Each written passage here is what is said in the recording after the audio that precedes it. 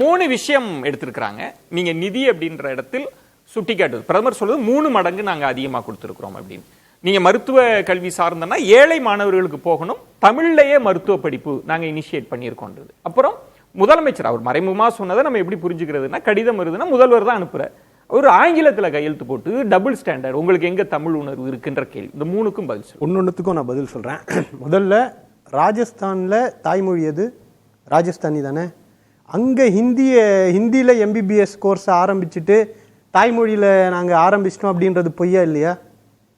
அதுதானே நடந்திருக்கு. சத்தீஸ்கர்ல தாய்மொழி எது? சத்தீஸ்கரி தானே.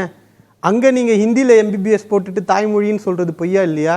இன்னொரு பிரச்சனை என்னன்னா, அங்க இருக்கக்கூடியவர்களுக்கு ஆங்கிலம் கடினமாக இருக்கிற காரணத்தினால நீங்க ஹிந்தியை தொடங்க வைக்கிறீங்க. ஆனா இங்க அந்த பிரச்சனை கிடையாது. தமிழ் வழியில படித்தவர்கள் கூட கல்லூரிக்கு வரும்போது ஆங்கிலத்தில் படித்து கோப்ப பண்ணிட்டு வராங்க. நான் ஒரு எம்பிபிஎஸ் கிராஜுவேட், எம்டி முடிச்சிருக்கேன். இது பெங்கால்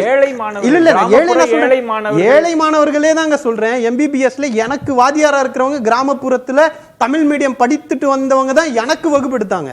நான் பிரைவேட் ஸ்கூல்ல படிச்சுட்டு போனேன். எனக்கு வகுப்பெடுத்தது தமிழ் வழியில் படித்து வந்த எம்பிபிஎஸ் ஆங்கிலத்தில் படித்து, எம்டி ஆங்கிலத்தில் படித்து வந்தது. அப்ப தமிழ்நாட்டில் அந்த சூழல் கிடையாது. தமிழ்நாட்டில் ரொம்ப ஒரு ஆஸ்பிரேஷனல் சொசைட்டி. நாங்கள் ஒரு வகுப்புவாத, ஒரு மதவெறியோ இனவெறியோ மொழி வெறியோ கொண்டவர்கள் கிடையாது. மொழியை நேசிக்கிறோம். ஆனால் அந்த மொழியின் மீது இருக்கக்கூடிய அன்புன்றது நம்மளை முட்டாளாக்கி ஆங்கிலத்தை படிக்கவே கூடாது, தமிழில் தான் எம்பிபிஎஸ் படித்து தான் நம்ம மொழி பற்ற காட்டணுன்ற அளவுக்கு இங்கே முட்டாள்கள் கிடையாது. எம்பிபிஎஸ்ஸை நீங்கள் இங்கே சொன்ன மாதிரி அப்படி தான் படிக்க முடியும். ஒரு பாயிண்ட்டுக்கு மேல குளோபல் காம்படிஷன் இருக்கக்கூடிய உலகளாவிய அளவில் போட்டி போடக்கூடிய இந்த எம்பிபிஎஸ்க்கு ஆங்கிலம்ன்றது அத்தியாவசியம், அவசியம். ஆங்கிலம் படிக்க முடியாதவர்கள் கஷ்டப்பட்டு இருக்கக்கூடிய மத்திய பிரதேசல நீங்க மாற்று மொழியில் கொண்டு வருவது ஏத்துக்கலாம். இங்கே அது அவசியமற்றது. மருத்துவத்திலே நான் கூடுதலா ஒரு கேள்வி. பிரதமர் பேசுவது, இப்ப நீங்க மருத்துவ கல்வி நீட் அதை வச்சு பேசிட்டு இருக்கப்ப நாங்க 11 மருத்துவ கல்லூரி கொண்டு வந்தோம். எங்களுடைய நோக்கம்ன்றது கிராமப்புற ஏழை மாணவர்களுக்கு தான் நாங்க மருத்துவம். அதுதானே இவ்வளவு பெரிய போய்னா இங்க இருக்கக்கூடிய தமிழ்நாட்டுல எங்கேயாவது தமிழ் வழியில எம்பிபிஎஸ் வேணும்னு யாராவது கேட்டாங்களா? நீங்க ஒரு பத்திரிகையாளர், 15 வருஷமா மீடியால இருக்கீங்க. ஒரு குரல் தமிழ் வழியில் எம்பிபிஎஸ் வேணும்ன்ற நியாயமான குரல் நீங்க கேட்டிருக்கீங்களா? கேட்கல. ஆனா உங்களுக்கு தெரியும், நீட் வேண்டாம் என்று தமிழ்நாட்டில் ஒட்டுமொத்தமாக மருத்துவம் படிக்க வேணும்னு சொல்லக்கூடிய கிராமப்புற ஏழை மாணவர்கள் கேட்கறத கொடுக்காம நான் தமிழ் வழியில ஏழைகளுக்கு கொடுப்பேன் அப்படின்னா நீட்டை பாஸ் பண்ண முடியலையே, நீட்டை கடந்து வர முடியலையே அந்த ஏழை மாணவர்கள். அதை தூக்கி எறின்னு சொல்லக்கூடிய ஏழை மாணவர்களின் பக்கம் நிக்காம நீங்க டெல்லியில உட்கார்ந்து ஒரு ஞானத்தை இங்க கற்பிக்கிறது எந்த விதத்துல நியாயம் அப்படின்றத நான் முதல்ல 11 மருத்துவ கல்லூரி கொண்டு வந்தது. 11 மருத்துவ கல்லூரி மத்திய அரசுடைய வேலை என்ன தெரியுமா? ஒரு தடவை 100 கோடி கொடுக்கறதோட அதோட வேலை பர்மிஷனோட வேலை முடிஞ்சிச்சு.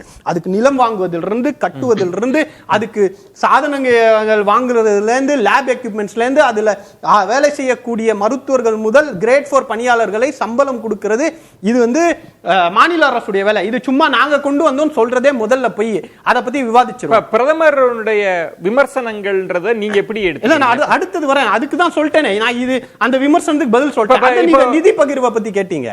அந்த நிதி பகிர்வுல அரை மணி நேரம் ஷோ வச்சா நீங்க எங்களுக்கு எவ்வளவு டைம் கொடுப்பீங்க விஜயன்? அரை மணி நேரம் சமமானா எவ்வளவு? ஒரு 4 நிமிஷம் கொடுப்பீங்களா?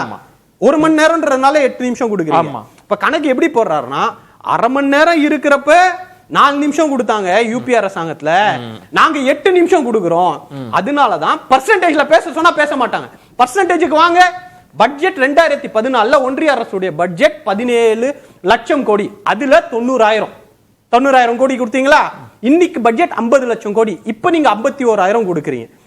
அவர் சொல்ற மாதிரி 2 லட்சத்தி கணக்கு போட்டு பார்த்தா ஒரு பேலன்ஸ் ஷீட். இவர் பெரிய அதிகாரின்றாரு, ஹோம் மினிஸ்ட்ரியில இருந்து இருக்காரு, ரயில்வே மினிஸ்ட்ரி எல்லாம் அண்ணன் சொல்லி இருக்காரு. எப்பயுமே பேலன்ஸ் ஷீட்னு வரும்போது எப்படி வரும் தெரியுமா? கொடுத்த தொகை எவ்வளோ, திருப்பி கொடுத்த தொகை எவ்வளவு, இதுதான் ஒரு அடிப்படையில கணக்கு தெரிஞ்ச ஒரு பேலன்ஸ் ஷீட் போடக்கூடியவர்கள் வரவு செலவுன்னு தான் சொல்லுவாங்க. ஆனா இவங்க செலவு கணக்கு மட்டும் தான் சொல்றாங்க.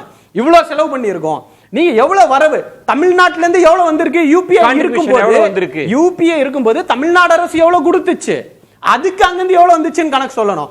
அதை பத்தி பேசாம நீங்க 3 மடங்கு அதிகமா கொடுத்தீங்கன்னா சார் எங்கிருந்து எடுத்து கொடுத்தீங்கன்றதுக்கு ஒரு பதில் சொல்லணும்ல. தமிழ்நாட்டு தான் அதிகமாக 2வது வரி அதிகமா கட்டக்கூடிய மாநிலம். அப்போ நீங்க யூபிஏ கவர்மெண்ட்டை விட இவங்க குறைவா தான் கொடுக்கறாங்கன்றது நிச்சயமாக குறைவா தான் கொடுத்திருக்காங்க. ஃபைனான்ஸ் கமிஷன் கணக்கு வருது. இன்னொரு கணக்கு எப்படி சொல்றேன்னா, ஒன்றிய அரசு 2014 ஒன்றிய அரசுக்கான வரவுல 10% தான் செஸ்ஸும் சர்சார்ஜும் இருந்துச்சு. இன்னைக்கு 20% இருக்கு. அது வந்து நிதி பகிர்வுல வராது, டெவல்யூஷன்ல கிடையாது. அப்ப இதெல்லாம் இருக்கு. ஒரு கணக்கு சொல்லும் போது பிரதமர் நேர்மையாக இருந்தார்னா இன்னைக்கு பாஜகவுக்கு ஓபன் சேலஞ்ச் தரேன், பர்சன்டேஜ் படி விவாதிக்க தயார். அதையும் கேட்கிறேன், இதுக்கு சேர்த்து சொல்லிருங்க. அதையும் நான் கேட்கிறேன். இதுல கையெழுத்து போடலன்றது, நீங்க மூன்றாவது மொழி திணிப்பு எல்லாம் சொல்றப்ப கையெழுத்து கூட இங்கிலீஷ்ல போடுறாங்கன்றதுக்கு உங்க எதிர்வினை? பிரதமர் குஜராத்தில போடுறாரா, ஹிந்தில போடுறாரா கையெழுத்து? குஜராத்தியா? எதிர்வினை ஆற்றிட்டீங்கன்னா நான் வில்சன்ட்ட போயிருவேன். திரு ஆசீர்வாதம். அதாவது நம்ம மருத்துவர் சையத் வந்து சொல்லும் பொழுது மத்திய நிதி கமிஷன் பத்தி சொன்னார். அவருக்கு வந்து ஒரு சிறிய தரவு, 12வது நிதி கமிஷன் கொடுத்த 2005 இருந்து 2010 வந்து 30.5% தான் டெவல்யூஷன். அதுக்கப்புறமேட்டு 13வது நிதி கமிஷன் கொடுத்தது 32%. ஒரு நிமிஷம். அதுக்கப்புறமேட்டு இப்ப ரீசெண்டா 15வது நிதி கமிஷன் கொடுத்தது 44%. ஆக அதாவது இவங்க இருக்க இந்த 10 வருஷ பீரியட்ல 32% இப்ப 44% நிதி கமிஷன் 44%. அங்க எப்படி கொள்ளையடிக்கப்படுதுன்னா, ஒரு நிமிஷம் இல்ல இல்ல சார் சார் இல்ல அவர் சேர்த்து சொல்லுங்க. இது ஏன் நேரமா அவர் நேரமா? சேர்த்து சொல்லுங்க. உங்க நேரம் தான் இப்ப வில்சன் நேரம் வந்துருச்சு. இல்ல இல்ல வில்சன் நேரம் வந்துருச்சு. டைமே முடியல. இல்ல இல்ல அதுல தான் அப்ப செஸ் சர்சார்ஜ் எவ்வளவு இருந்துச்சு சொல்ல சொல்லுங்க. பத்தியும் சொல்றேன், நீட்ட பத்தியும் சொல்றேன். செஸ் ஆசீர்வாதம் இதுதான் சொல்றேன்ல, அற உண்மை அரப்பை சுற்றுலா இது மட்டும் சொல்லிடுங்க. நீங்க கேட்ட கேள்விக்கு பிரதமர் எந்த இதுல லாங்குவேஜ்ல கையெழுத்து போடுறாங்க திரு ஆசீர்வாதம்? அவர் அதுக்கு பதில் சொல்லிருக்கேன், நான் கடந்துறேன். சரி, எனக்கு தெரிஞ்ச அது வந்து குஜராத்தி மொழி தான். ஏன்னா நான் வந்து பிரதமருடைய கையெழுத்தை நான் பாத்துக்கிட்டு இருக்கிறேன். நான் எப்படி சொன்னது மாதிரி தமிழ் மொழி குஜராத்தில கையெழுத்து போடுறாங்க பிரதமர், அது குஜராத்தி மொழி தான். அடுத்ததாக நீட்ட பத்தி ஒரே ஒரு பாயிண்ட் மட்டும் சொல்லிடுறேன். நான் மீண்டும் வந்துடுறேன் திரு ஆசீர்வாதம். வில்சன் ரொம்ப நேரம் காத்திருக்கிறாரு. ஓகே ஓகே, நான் மீண்டும் கட்டாயம் நான் தரேன்.